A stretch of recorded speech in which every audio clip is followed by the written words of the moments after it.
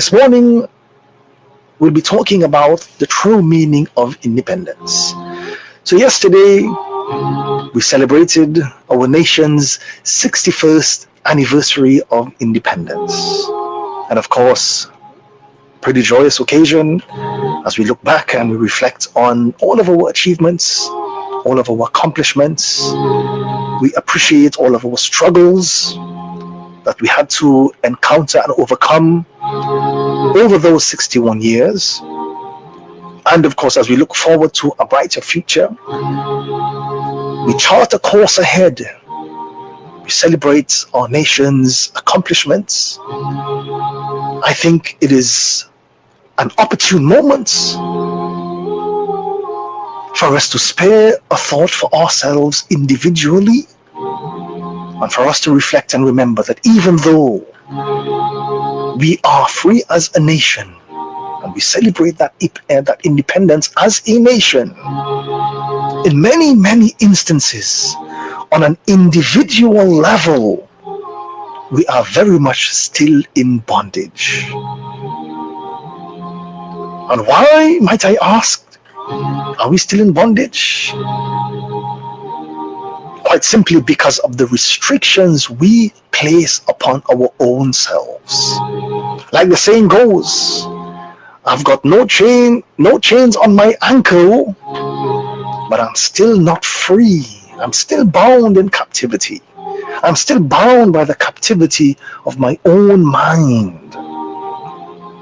And as we celebrate our nation's independence, our nation's accomplishments and achievements, and we look to chart a perfect course moving forward, let us step back and look at our lives on an individual basis. And let us really appreciate the true meaning of independence within the boundaries of our own lives. Many times we restrict ourselves, and because of that we cannot move forward. And I always give the example of the elephant. There was a person walking by the circus, and the person stopped and looked at the most amazing creature in front of him. He looked at the elephant, but then he realized that the elephant was only kept at bay using a very small piece of rope. So he asked the elephant trainer, what is the wisdom? How do you keep this huge, powerful animal restrained using only a small piece of rope? So the owner of the elephant replied by saying two words. He said, mental bondage. He said, when the elephant was a baby, we tied the elephant with this same piece of rope. And at that time, it was difficult for the elephant to break loose. The elephant did not possess the strength to snap the rope. So eventually the elephant grew with that mental shackle, so to say. And even though today it's a full-grown elephant and it possesses the strength to snap the rope, it would never do so, because it is a prey. It has become a prey of its own mental shackle. So this morning I want to share with you two very dangerous shackles that we place upon ourselves, and let us strive to really break free of those shackles and strive to achieve true independence on a personal level. Number one, the first dangerous shackle we place upon ourselves is the shackle of I cannot do. We tell ourselves that I simply cannot do it. And before even trying, we simply throw in the towel.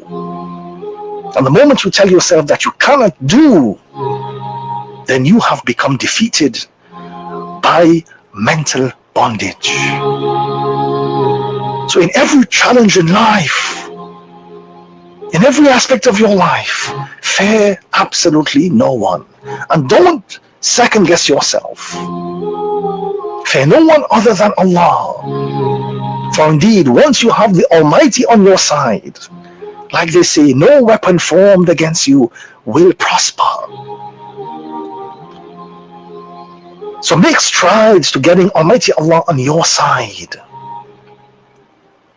This mental shackle, the shackle of I cannot do, this will be a hinder for all of your material progress. The second shackle I want to warn you about is the shackle of I cannot be forgiven. So the first shackle will hinder your material progress, but the second shackle, this shackle will hinder your spiritual growth. And many times we fall prey to this shackle. We fall prey to being kept in this bondage and thinking this mentality that Allah will not forgive me.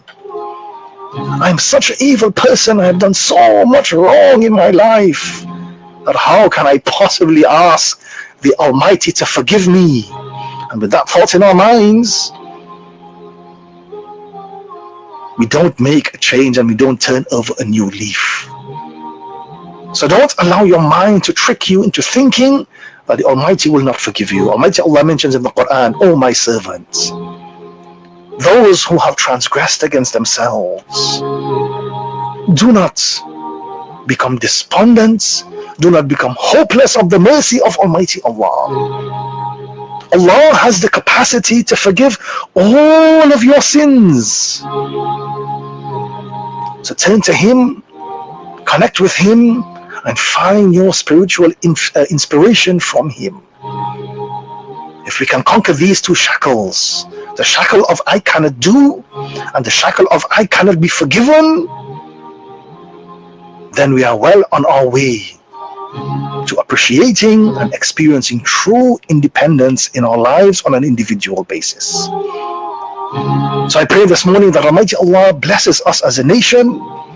May we continue to chart a progressive path forward, and also on the individual front, may Allah continue to guide us, and may we continue to discover and appreciate what the true meaning of independence really is.